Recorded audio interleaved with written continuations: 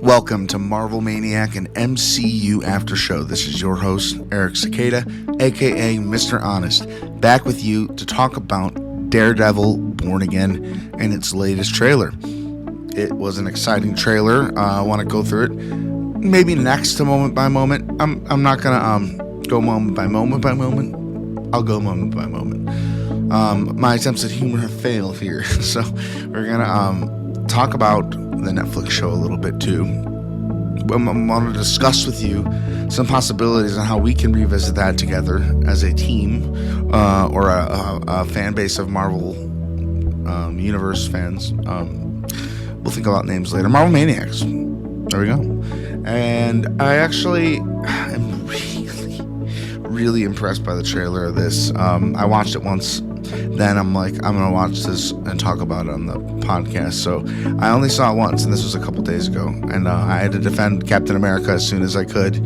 And we're doing some different types of episodes, just to kind of, since we're kind of floating in the MCU right now and we're moving into a new era, we're going to be moving into Phase 6, literally, this year after Thunderbolts and into Fantastic Four. That's Phase 5 to Phase 6 right there in 1 year. And I guess Phase 5, we'll have to do a review of that at the time after get our hands on the Thunderbolts.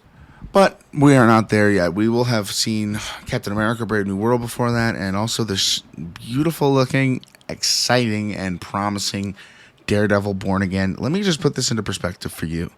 On April 10th, 2015, Netflix premiered its original series, Daredevil, Marvel's Daredevil. Now, for us MCU fans at the time, there was glimmers of hope in that the Netflix universe did acknowledge in very subtle ways that they were in the MCU.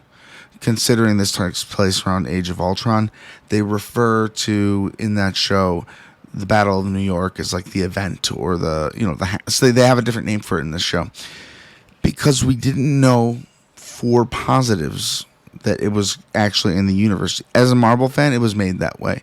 As an MCU fan, it was made that way, but not from the MCU. It's almost like the parent didn't give the son or daughter their blessing to take the reign yet. But I think it's perfect timing. It's been 10 years since that show started about, and I think that's great that it's just a little bit under 10 years, and those shows are worth watching. There's a reason they're picking up from this story and kind of spinning off of this story. It's because the Netflix show was very well reviewed. And not all the Netflix shows were. Let's say, Iron Fist could have been a lot better, could have made a lot of better choices. Personally, I was rewatching the whole Netflix show series like on my own. This is before I brought the podcast back. One of the things that made me bring it back. And Iron Fist season 2 stopped me on my feet. I don't know why I didn't hate it, but I felt something felt off about it. And I'm like, okay, I'm going to come back and watch this in like a week. And then I didn't. So I never got to finish all my watching of all the Netflix shows. So there's still, for me, I could still watch Daredevil Season 3, which I haven't seen in years. I watched the first 2 seasons recently. And then Jessica Jones Season 3, never seen it. And Punisher Season 2, never seen it. Punisher's such a good show as well. There's a lot of great stuff coming out of the Netflix universe, which is a bigger part of the MCU now. So as a fan, you've gone from having, if you haven't seen this, you've gone from being caught up to having maybe a whole month's worth of, maybe more, of binge watching. If that's your thing, you could take it any pace you want, obviously.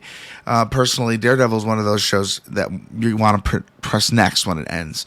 And it does take, I'll be honest, it just takes, first season, it's time to get him in the suit. And that's all I'll say. The show takes its time, and it gives you a really good look inside the head of Matt Murdock without seeing what he sees, because he's a blind guy, but he sees the world in flames, apparently. I actually think he said it's a little more complex than that, but you know what I mean. And that's what makes him such a cool hero. He has a disadvantage, some will call, but it works for his advantage. He's a creature of the night. He's the devil of Hell's Kitchen. So let's talk about this trailer, and then we'll talk about options and ways I can review the show. in a fun way for all of us. So our first shot of this trailer is a very quick shot of a guy getting thrown into a wall, then proceeds to be punched by Daredevil very quickly, making a promise that this series is going to contain the action that we'd come to hope for. I'll be honest, though, the Netflix shows, they take their time, and I hope this show does a little bit better of keeping that, like, edge of your seat feeling you get with most Marvel things. I think it has all the materials needed, and if this is an MCU project, kind of more of a spin-off in the sense that it's going to be run a little bit differently, and the story is going to definitely mainline the MCU. There are possible cameos in every direction. Anything can happen. This is a lot different of a feeling. We knew watching the Netflix shows that we weren't going to see Iron Man walk into a shot and just be friends with Daredevil. But we did start to get to see that, thankfully, in the MCU when Matt Murdock, Spider-Man's lawyer, caught that brick and shows that, hey, I have been here. This is my universe too, and you're part of something that you don't even know. You don't even know what it is yet, kid. Oh man. And Spider-Man being a character who goes up against Wilson Fisk, you can only hope that in a Disney Plus show, if they get one cameo, it could be Tom Holland. I doubt it, but it's possible, which already makes it like a step up from the last show. Second shot of this trailer. This is like the most iconic, I think, shot of these two characters. Wilson Fisk, Kingpin, with Matt Murdock, Daredevil, sitting civilly, outside at a restaurant and having a conversation, almost like a kind conversation. Matt says to Wilson, "Thank you for finding the time." And then it shows Wilson Fisk beating the hell out of somebody, like we know him to do. And then it cuts back to them at the table, and Wilson Fisk is either running for mayor or he is mayor. I think we learned by the end of the trailer that he is mayor of New York City, which is a great twist. It makes me wonder if that's where Avengers Tower is, who that's going to be occupied by. However, I think it's also strongly rumored that there is a shot in the Thunderbolts, and that is where they are in Stark Tower. So we still don't know that answer to that question, but I'm sure we're to find it out very soon. If it's not in this show, it's definitely Thunderbolts. And Fisk says to Matt, "I will admit it's not entirely unpleasant seeing you again." Wow. So do we get like kind of like a Joker Batman, but like the Joker's more of a sane, cynical, corrupt businessman? Like, you know what I mean? Like, it seemed that line alone makes me think like, wow, like they were pretty big enemies by the end of the series on Netflix. So to imagine them like coming to peace and Wilson Fisk somehow recovering and getting over the fact that he lost to Daredevil. I'll be honest with you. I remember Daredevil Matt Murdock beating the living shit out of him in the season 3, but I don't actually remember like where we literally leave Wilson Fisk. Like, he was defeated, but I don't think he was thought to be dead. I think he was just caught and beat up. It was a very like quick resolution. I don't know, but we'll get there later. All we know is they're here sitting at this coffee shop, and they did have the strongest rivalry ever, and yet they're sitting here together. But there is a reason. Matt, like I said, thanked him for joining. So this was Matt's idea. Fisk says a lot of time has passed. We get to see kind of the gritty underworld of New York, Hell's Kitchen, and we see Matt walking with Foggy and Karen, and that is really Karen Page. It's really I think for the fans, because they apparently didn't have them in the series at first, and they took the whole series and rethought it all as more of a continuation of the Netflix show. So they actually are fully embracing the Netflix shows in this show, and we're likely gonna find out maybe if Wilson Fisk was snapped, was Matt snapped away during the blip. I know we're not supposed to super care about that much anymore, but it's just, in a way, very important to these characters and how they were affected, and if any of them were split up for that amount of time, like who was living on the earth and who wasn't. Was it all of them or none of them? My guess is that Matt Murdock did get snapped. along with Wilson Fisk. I think Karen and Foggy. Did I say Foggy before? If I didn't, Foggy is such a great returning character. Maybe they didn't get snapped because they do look more mature, a little bit more aged. But let's be real, it's been 10 years, so I mean that might look that way either way. Looks like you've come up in the world. Wilson tells Matt, and then Matt says, "I can say the same about you." We see Fisk everywhere on billboards and Times Square, and he says to Matt, "A mayor serves his city," and we get to see him walking into his office. At the end of the show, Echo, it's not really a spoiler alert because he is officially mayor in this trailer. He does get the revelation of, "I want to become mayor of New York City," at the end of that show. He's a big part of the show, Echo. I don't know how, the fan base took Echo. A lot of fans really don't like the MCU, and it was a fun little joke at first, but really, honestly, I really don't see the problem with women superheroes at all. It just bothers me in a sense. I don't want to sound like I'm a woke. I'm a common sense person. Women can be just as badass, if not more, than men. Elektra Nachios, a character from this show. We see Elektra, like Jennifer Aniston, play her in the original Daredevil, and she has her own movie. We see her in Deadpool and Wolverine. Awesome. The Elektra of this universe is so cool too, and I don't want to spoil it for you. You might want to watch all the Daredevil stuff. My recommend, if you don't have that much time but have enough for a couple seasons, watch seasons 1 and 2, Defenders, then season 3. That is my advice to you, because that will be more of what we're getting from Daredevil, and it introduces you to the Defenders without having to watch all their shows in time for this new show next month. Oh man, the music under this trailer is just so good. Fisk says, "I can see you're not entirely convinced that Fisk has changed," and because there's some cutaways to the iconic Wilson Fisk double arm slam down on someone. He's got a lot of anger in there. And by the way, I don't know if this is probably just because the actor decided to, but he's gotten thin. Almost to the point where it's he needs to be a little bit maybe CGI, a little more weight on there. He's but good for him. Honestly, he's a fantastic actor in the Daredevil show. I'll just tell you, there's a season he's mostly absent from. That's not, and it was still a great season, but boy, oh golly gee, I really like having Wilson Fisk around, as an antagonist. He's so fun to watch every moment. He's around, like Thanos. See, I'm falling apart. Every minute he's on screen, he's intriguing, especially in season 1, and getting to know him. And it's a new way to get to know a villain as well as a main superhero. The fact that we have this 1, 2, and 3, all the Daredevil lore as a history for these characters, and the actors who really enjoyed portraying these parts, it adds weight to this conversation that they're having in our current MCU. Ooh, so here comes Matt. He says, "I can't help but feeling that you're gaming the system." And why wouldn't I agree with Matt 100%. 100%. And then Wilson asked, "Why did you stop being a vigilante?" Which I think is the newest. I don't think I heard that in any other part of the trailer in the last 40 seconds. So Matt obviously took a break. I don't know when She-Hulk takes place in relation to this. I don't know if anyone really cares. I kind of care because he was Daredevil. He was getting a suit made in that show.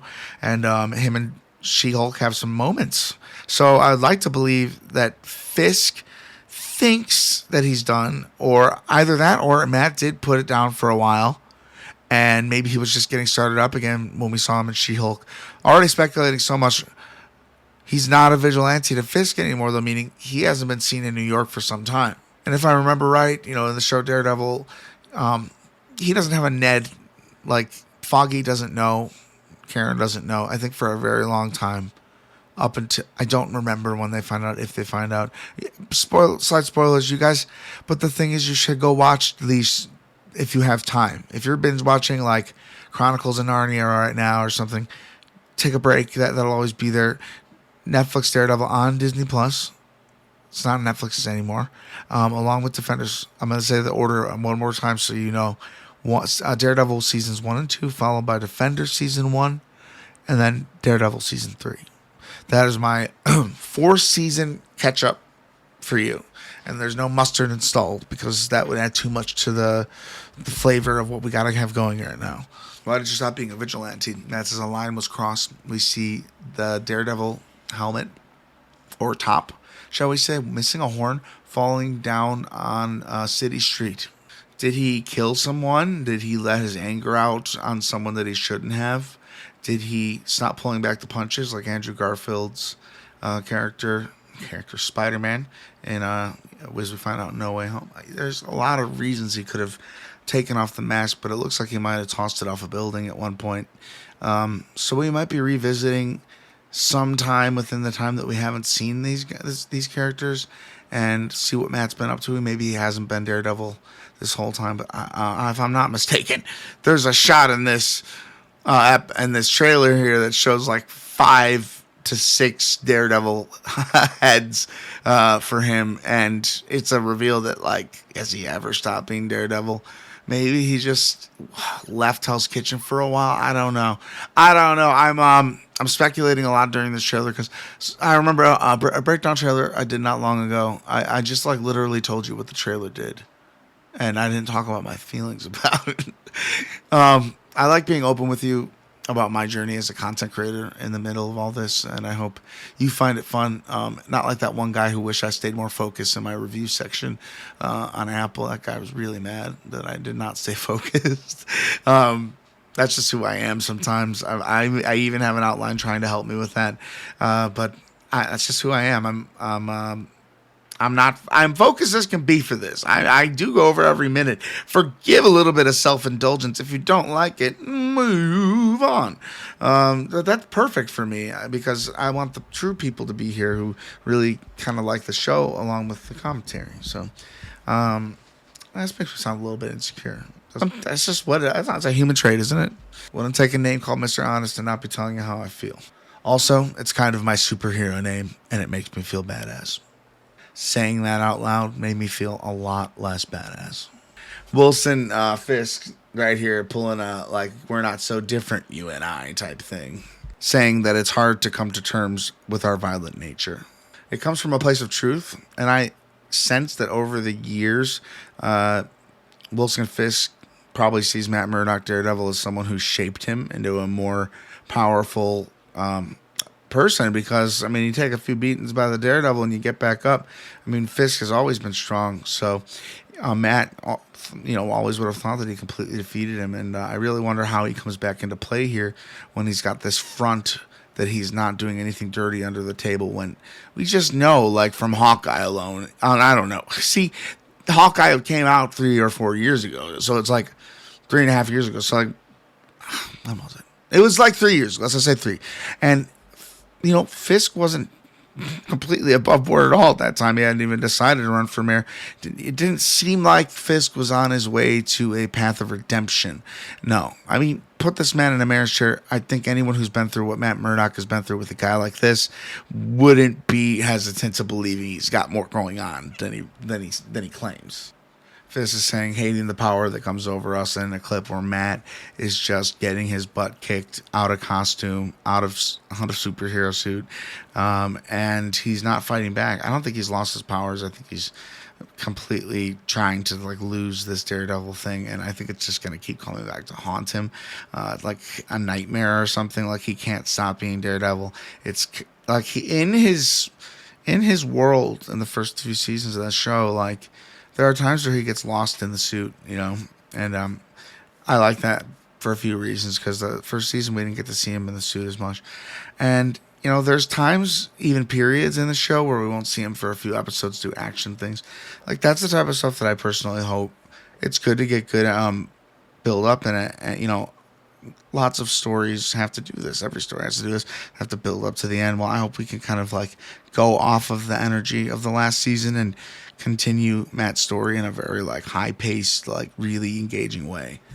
Matt says the city can't go unchecked, and he's getting a gun cocked to his head. It looks like a bank's being robbed or something, and he just so happens to be there.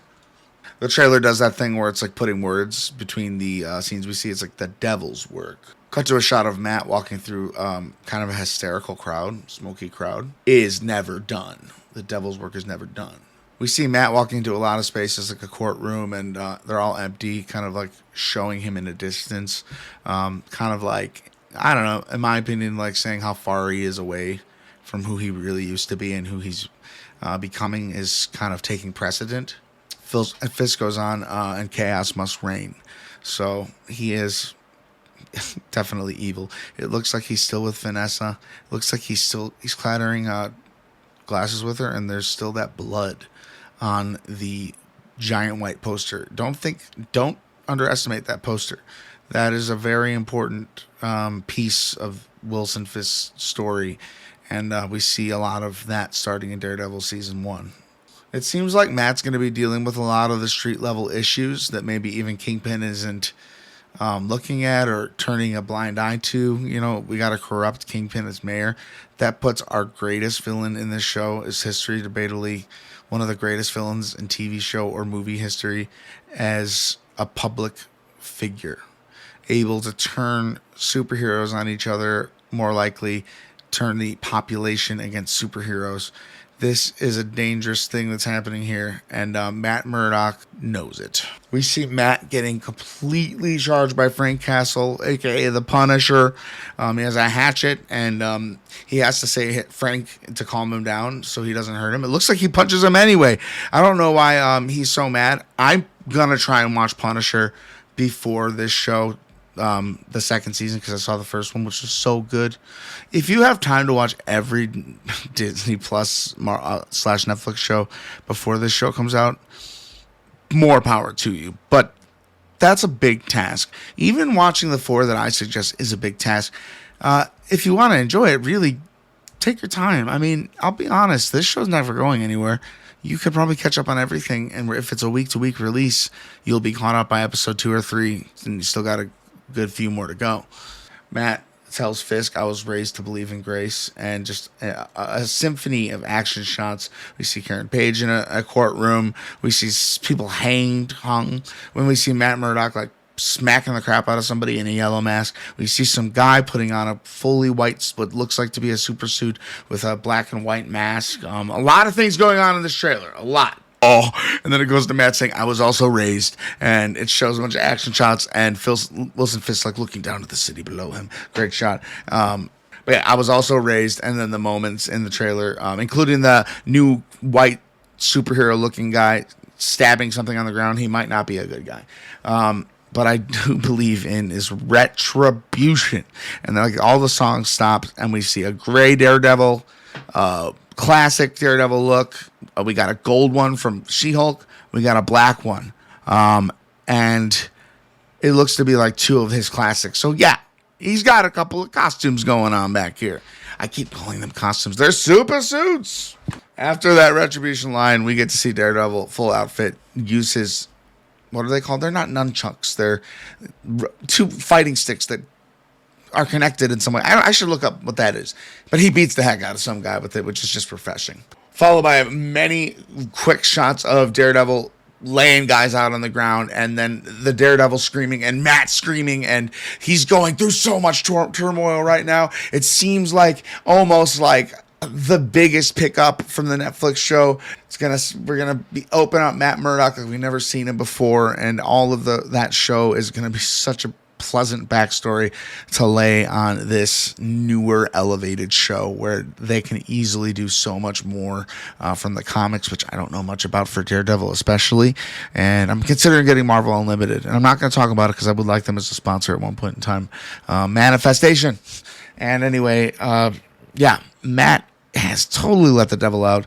We don't see as much Fisk causing damage or chaos, but you can imagine he's behind the scenes kind of orchestrating some evil shit, and Matt's not going to let that fly one bit.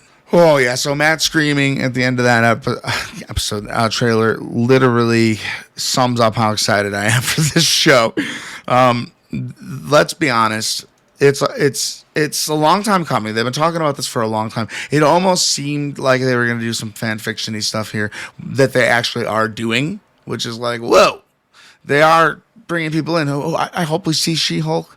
She let she let him on her show. She should at least come to Hell's Kitchen for an episode and team up with Murdoch, or let her even become a part of the Defenders. I think it'd be really cool just to see like a whole Defenders episode in this show, because for me the Defenders was kind of awesome, but also a little bit of a mess. Like, let's just see these guys together fighting for an episode. Like, they have a history. They get together and they save New York from Hell's Kitchen, lower level crimes. They save it together. But the Defenders, second time around, I watched it because I watched it when it came out, didn't love it. Watched it recently and I loved it because I love the characters. So Jessica Jones, Luke Cage, even Iron Fist. I liked this first season a lot. It's the second season that was kind of losing me. But they did it. I might go back and watch that at one point. You know, I think they're going to keep everybody. I think it'd be a good idea to keep everybody. I kind of want to see Danny Rand get some, I don't know, retribution, a little bit more like of a fan base. I think if they do it right, I think this show's really honed in on its audience and the Marvel audience in general. So I got very high hopes and I have high expectations only because I fully believe they could be exceeded. I'm not trying to keep them too high. However, this looks like a blast of a show, and if we're getting it week to week, it's already a different viewing format than Netflix, where we get all the episodes, we can binge them. Maybe that's why it's harder to remember. Maybe a week to week listening or viewing of something is more memorable, and you can kind of think on it and let it settle. Like in Breaking Bad, the episode before Ozymandias ends in the most tense part of I don't know. I'm not going to bring up Breaking Bad during the show. It'd be so easy to always reference Breaking Bad. Couldn't be any different of a show. I think Matt Murdock would deal with Walter White fairly easy. Hopefully saving his family. We'll talk about that multiverse story another time. Without keeping this going for too long, I just wanted to share with you that I am working out a way to cover all, at least the viewing order that I suggested. I'm going to try and do one episode per season, but it may very well be seasons 1 and 2 in one episode, and Defenders season 1 with Daredevil season 3 in another episode. I'm working on it. I'm thinking about it. I want it to be fun and exciting and actually helpful to the people who can't go back and watch the show. However, Screen Crush will most likely make the best recap video. They always do. But we are kind of more like a laid back, like I'm talking to you in a across the room type of thing, you know. So we go shorter sometimes. That's just my goal right now, is to keep it around 15 minutes, maybe up to 30 minutes like this. If the conversation is hot, I'd say it's been very exciting and there's a lot to say. And I have a good feeling that after watching this, it's not going to be very hard to talk to you about the seasons of Daredevil and however I'm going to decide to put that out there towards you guys. I know you're going to love it, and I'll put all my heart and love into it. What do you think? MarvelManiacPod@gmail.com. Are you excited for Daredevil Born Again? Are you like conflicted on what to watch before then, just to be ready for it? You don't have to watch anything. Most likely you could watch this as its own show, and the backstory will be baked, and you'll feel the history between the characters. For that extra experience, if you want to go back, I have laid out some groundwork, and we will talk within the period of this next month about Daredevil quite a bit. And let's see if we'll watch that new Spider-Man show week to week. Check that out. I don't like all the hate it's getting already. I don't want to be even in the middle of that. However, it looks like a decent show. I might cover it. I don't want to put too much on my plate, though, and I know Born Again is kind of the next priority after Brave New World, especially. And if you haven't listened to my most recent episode talking about Brave New World, and asking you to give it a chance, Marvel fan to Marvel fan, because I really want Captain America Brave New World to succeed. I think it deserves to. But if it's an unforgivably bad movie, I can't change that. So obviously everyone has their own opinion. But we'll be discussing that when it comes out, and we have a little bit of time in between now and then. We're going to be doing Spider-Man Far From Home after show. Get a little Mysterio action in there. And yeah, we're just readying up for this year of Marvel. It's just revving its engines. We haven't gotten any of it yet. It's about to pop off in the MCU this year.